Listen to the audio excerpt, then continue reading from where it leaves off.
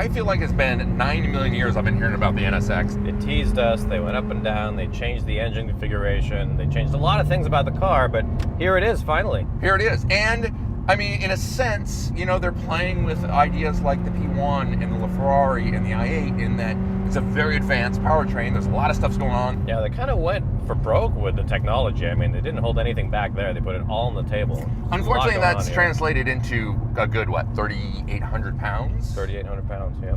Doesn't feel like 3,800 pounds, especially in a straight line.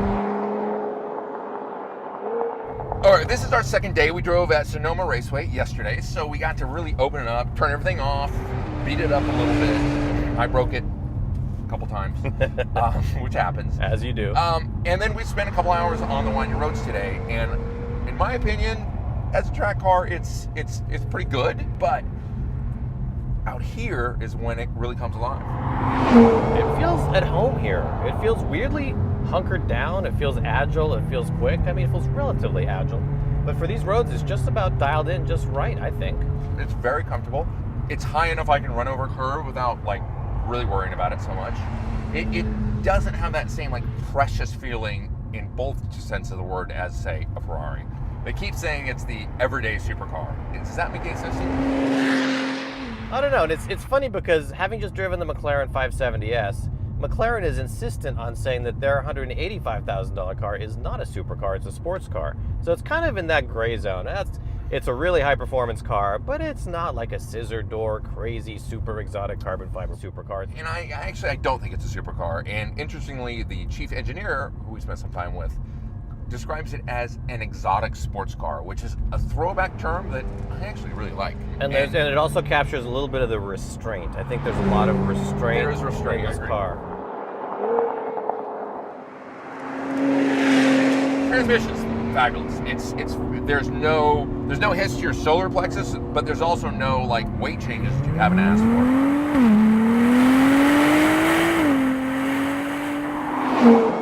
It's all about everything being modulated together, nothing particularly standing out. It's not like the engine is peaky or there's some quirk that stands out in the brakes or something. You know, everything is progressive and intuitive and kind of easy to digest. There's nothing here that if you said, what don't you like about the car? There's nothing I'd be like, boy, I hate this one thing about that car at all, as a matter of fact.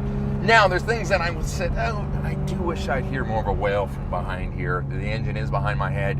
Does that announce itself in a really visceral way? They call it this quiet emotion. I call that bullshit. Could it be sexier? Yeah, it could be sexier. Yeah, there's a question of charisma. I mean, you get into a 458 or a 488 and you get this instant impression of what the car is. You get this personality in your face.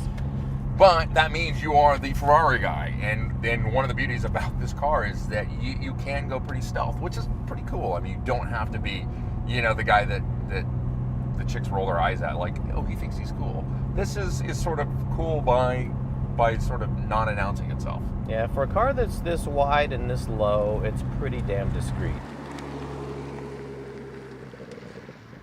So now we've turned the wheel over to the Chihuahua, for better or worse.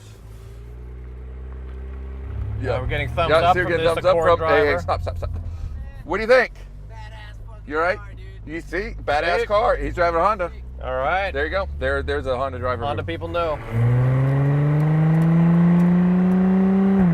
I mean, how great is it for Acura to have a flagship? Dude, they're not embarrassed they about. needed this. It's something that not only their customers or their potential customers will rally around, but I can already tell that it made the engineers and people working for the company that excited, and that then leaks into the other products, right? And hopefully that means they'll push boundaries on in the other cars because they can look and say, hey, we've done it with NSX. Mm-hmm. It's bound to make the company and their new models more interesting. And let's face it, this basically, even though there was that NSX that started 25 years ago, that's been long gone. This is really a clean sheet, fresh idea car where they started anew.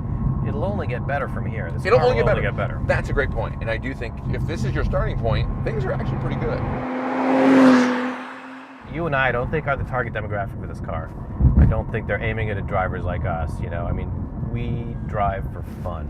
We drive to be entertained. We drive to get a little bit scared sometimes. And this car is not about that. This is an incredibly capable car. It's really good, but it doesn't hit you over the head. Like, it doesn't give you that, like, oh wow, I can feel every grain of asphalt. No, passing and they've below done me. that on purpose too. But I'm pleased. I'm pleased for Acura. Yeah, I hear you there, and what's interesting to me is when the first Acura NSX came out and I was a kid, I fell in love with that car. It looked so rad, and I just wanted to drive it. And you use the word rad back then. And use the rad, everything old is new again. I really wanted to drive it when it came out, and I think if I'd driven it, I would have been like, it's not what I expected it to be, And having that kind of like foundation, having driven the old NSX, this is really philosophically aligned to the way that car was set up back then, I think that's true. Just because it shared magazine covers with Ferraris and Lamborghinis doesn't mean it was aiming at the same kind of experience for the driver.